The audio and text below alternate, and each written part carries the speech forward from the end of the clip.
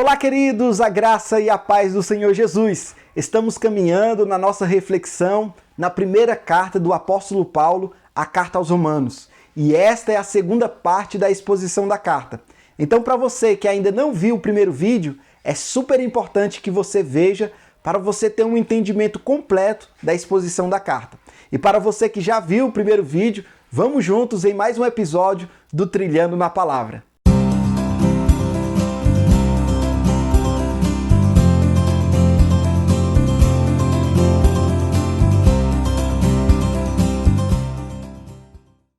Vamos pensar na estrutura da carta aos Romanos. Na introdução, Paulo inicia a carta com um toque pessoal. Desde o início é evidente o seu desejo de estabelecer uma relação pessoal com os seus leitores. No começo você tem uma saudação do escritor. E meus queridos, nenhuma pessoa tem exercido tanta influência quanto o nosso querido apóstolo Paulo. Ele é um nobre intérprete do Senhor Jesus e também da fé cristã, quer seja nos tempos antigos ou nos tempos modernos. Então, da pena ilustre de um autor como Paulo, não podia se esperar menos do que a profundidade doutrinária e ética que esse livro sagrado nos oferece. Muito mais que um discípulo de Gamaliel, ele foi um piedoso seguidor de Cristo.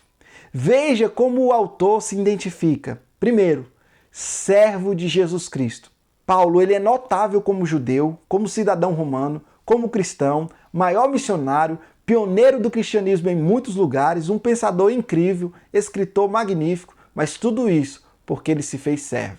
A força do termo grego dá a ideia de escravo, de propriedade exclusiva do Senhor. Ele também diz, chamado para ser apóstolo.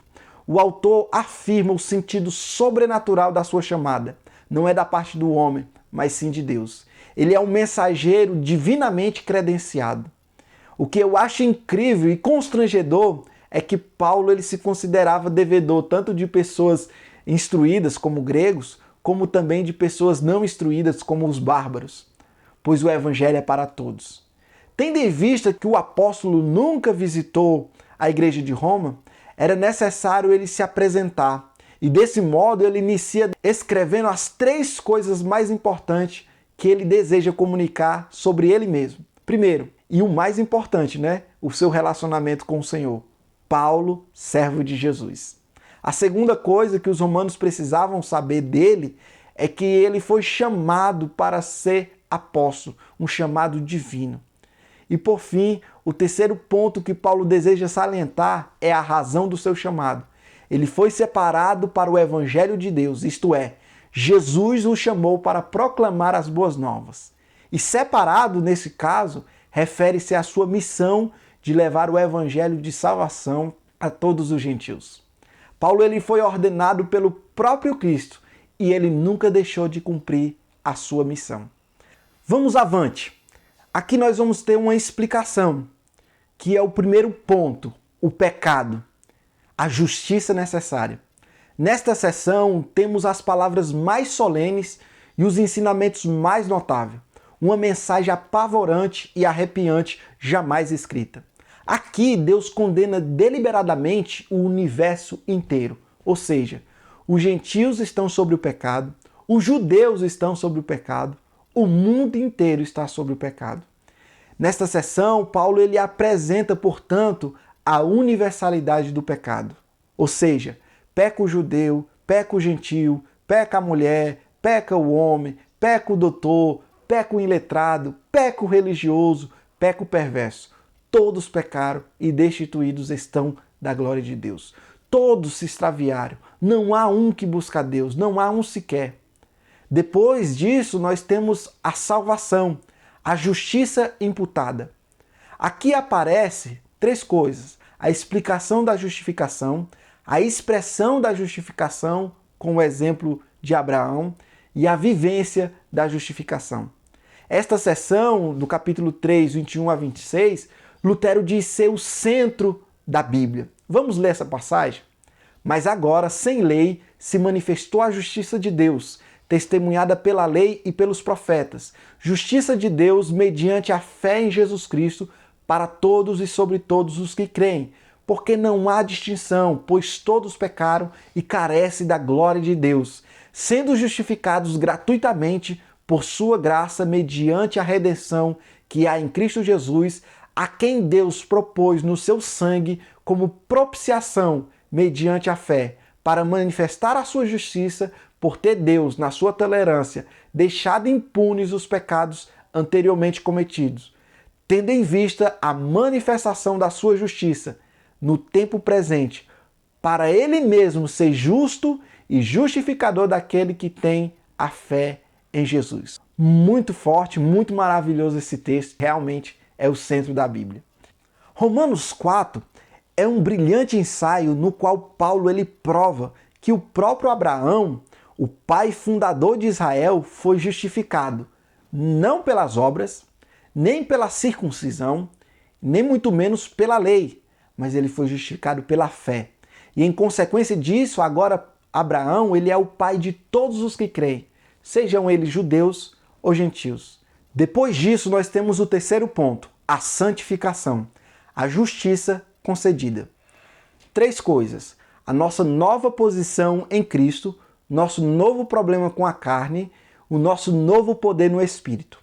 O capítulo 8 é o ápice da carta aos Romanos. O capítulo 8 é, sem dúvida alguma, um dos mais conhecidos e mais apreciados capítulos da Bíblia. Se no capítulo 7 Paulo ele dedicou atenção na lei, no capítulo 8 a sua preocupação é com a obra do Espírito. No capítulo 7, a lei e os seus sinônimos foram mencionados umas 31 vezes, mas o Espírito Santo apenas uma vez. Já nos primeiros 27 versículos do capítulo 8, há 19 referências ao Espírito Santo citando pelo nome. O contraste essencial que Paulo apresenta é que, primeiro, tem a fragilidade da lei, mas tem o poder do Espírito. Queridos, é muito top o início do capítulo 8. Diz assim: agora, pois, já nenhuma condenação há para os que estão em Cristo Jesus. Glória a Deus por isso, nenhuma condenação há para os que estão em Cristo Jesus. Estamos livres de qualquer acusação. Depois disso, nós vamos ver o quarto ponto, a soberania de Deus, a justiça rejeitada. Aqui nós temos a eleição de Israel, a rejeição de Israel e a redenção de Israel. Seria mais ou menos assim. O capítulo 9, Paulo olha para o passado. O capítulo 10 para o presente. E o capítulo 11 para o futuro. Nesta seção, nós temos muitas passagens difíceis. E quando você lê um trecho da Bíblia que acha difícil de compreender e, quem sabe, difícil de aceitar, duas alternativas se apresentam. Primeiro, você pode preferir interpretá-lo de forma que faça sentido para você, adaptando o texto ao seu bem-querer, da forma que você entender, ou você pode admitir que não entende e pedir graça ao Espírito Santo. Fica a dica aqui, adote a segunda alternativa. Peça graça a Deus. Tendo completado, portanto, o estudo da teologia da justiça de Deus, Paulo ele prossegue mostrando as implicações da justiça no viver diário. Existe um lado ético da teologia, um lado prático. A justificação implica em viver uma nova vida em Cristo. O quinto ponto é o serviço, ou seja, a justiça praticada. Aqui nós temos a consagração a Deus, a sujeição às autoridades, a consideração pelos fracos. E aqui no capítulo 12 nós vamos ver os imperativos acontecendo com mais frequência. Paulo ele escreve esse texto como um pastor e também como mestre aos gentios. Ele tem um zelo incrível para com as igrejas de Deus. Por fim, nós temos uma conclusão. Aqui nós temos a fidelidade do apóstolo no ministério, os futuros planos do apóstolo, e também aqui ele faz uma despedida dos seus amigos do ministerial e tem uma bênção final. Veja bem, após ele enviar suas saudações a 26 pessoas em Roma, agora ele também vai transmitir recados de 8 pessoas que se encontram com ele em Corinto. Para resumir toda essa estrutura, ficaria mais ou menos assim. Uma introdução com a saudação. Aí nós temos o primeiro ponto, o pecado, a justiça necessária, a salvação, a justiça imputada, a santificação, a justiça concedida, a soberania, a justiça rejeitada, o serviço, a justiça praticada, uma conclusão e uma saudação final. Vejamos agora, portanto, outras características da carta. Vamos lá. As citações do Antigo Testamento. Paulo ele apresenta personagens familiares do Antigo Testamento como ilustrações. Por exemplo, Abraão, Davi, Adão, Rebeca, Jacó, Esaú, Faraó. Além disso, ele também conta um pouco da história de Israel nos capítulos 9, 10 e 11. São mais ou menos aí 122 informações sobre o Antigo Testamento. Outra característica são as palavras-chave do livro de Romanos. Lei, carne, fé, crer, evangelho, pecado, justiça, justificação, promessa, tribunal, graça, Adão, Isaías, povo de Deus, Espírito Santo. Além dessas palavras-chave, nós temos alguns assuntos relevantes, como, por exemplo, a condenação, todos pecaram, a justificação pela fé, a salvação a todos pela graça, a salvação aos judeus e aos gentios, o ensinamento sobre a conduta do cristão, os planos futuros do apóstolo, e também ele apresenta alguns contrastes, como, por exemplo, a lei e a graça, a fé e a lei, a justiça e a injustiça, a carne e o espírito, o escravo e o livre, o judeu e o gentio, o fraco e o forte, entre outras. De todas essas palavras e desses contrastes, nós vamos destacar algumas, como por exemplo, a lei. Em nenhuma outra epístola, a relação entre a lei e o evangelho se estabelece com tanta clareza como na carta aos Romanos. Se a lei, apesar de santa, justa e boa, é incapaz de tornar o homem santo, justo e bom, pelo menos ela vai dizer o quanto ele é impuro, injusto e mau. E o bom da graça é que o que a lei exige, a graça dá. Deus também é um grande destaque na carta. Romanos é o livro acerca de Deus. Deus é a palavra mais importante nesta epístola. É citado 146 vezes. O tema maior de Romanos é a justiça que vem de Deus, a verdade gloriosa que Deus justifica o culpado, perdoa os pecadores condenados, somente pela graça e por meio da fé em Cristo Jesus. O tema é: o Evangelho é o poder de Deus para a salvação de todo aquele que exerce fé.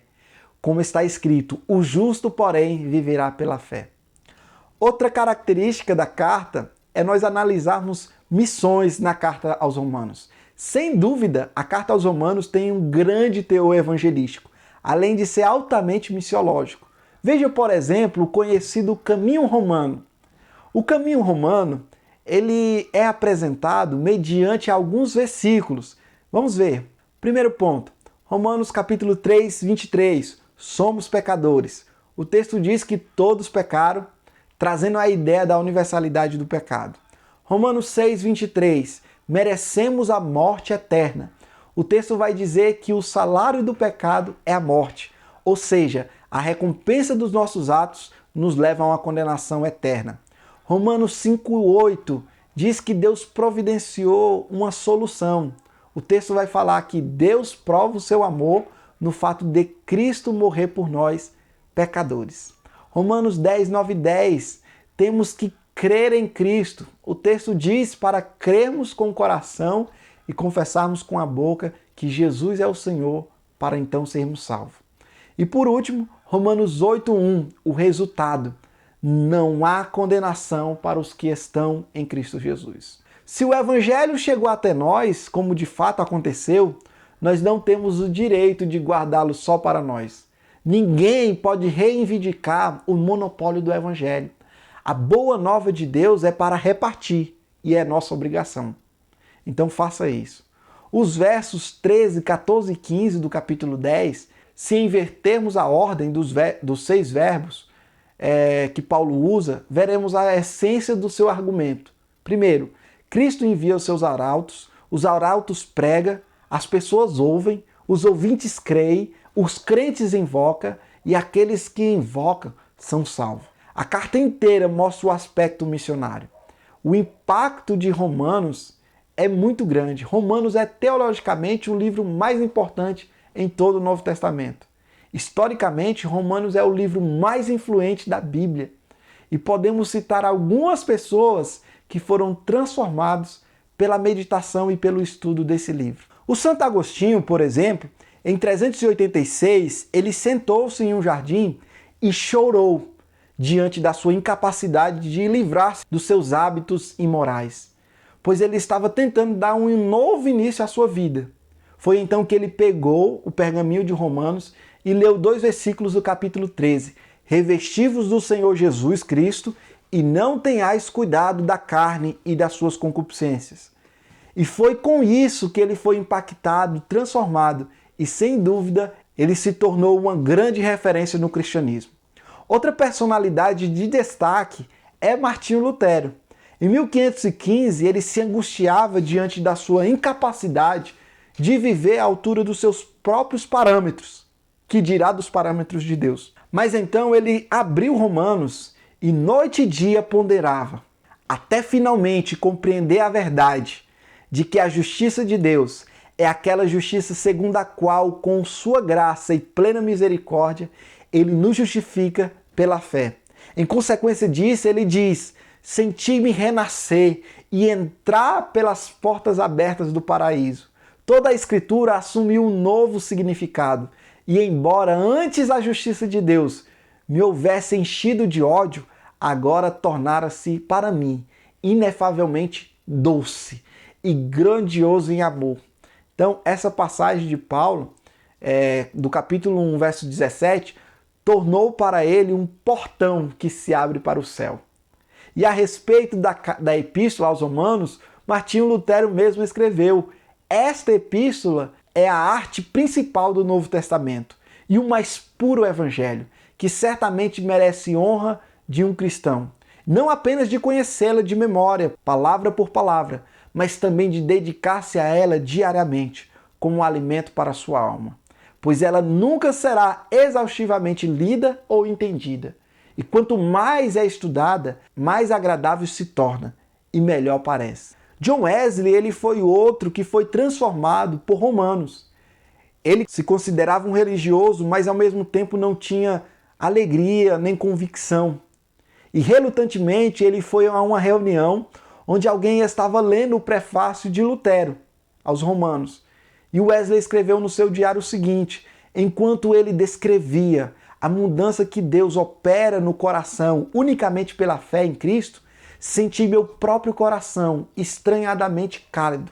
Senti que realmente confiava em Cristo e só em Cristo para minha salvação. E recebi garantia de que Ele havia remido meus pecados, até mesmo os meus pecados.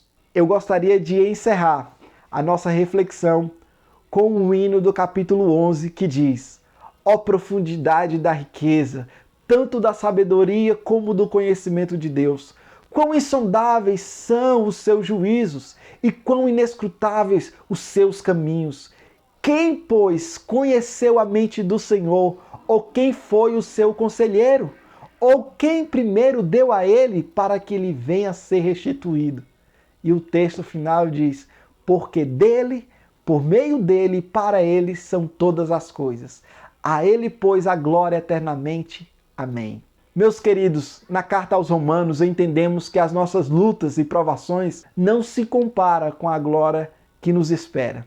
Que a leitura e a meditação desse texto transforme a sua vida de glória em glória e que com a graça de Deus você consiga trilhar na sua palavra mais e mais. Ficamos por aqui. Não deixe de compartilhar, de comentar, tudo isso para a glória de Deus. Até a próxima, se assim o Eterno quiser.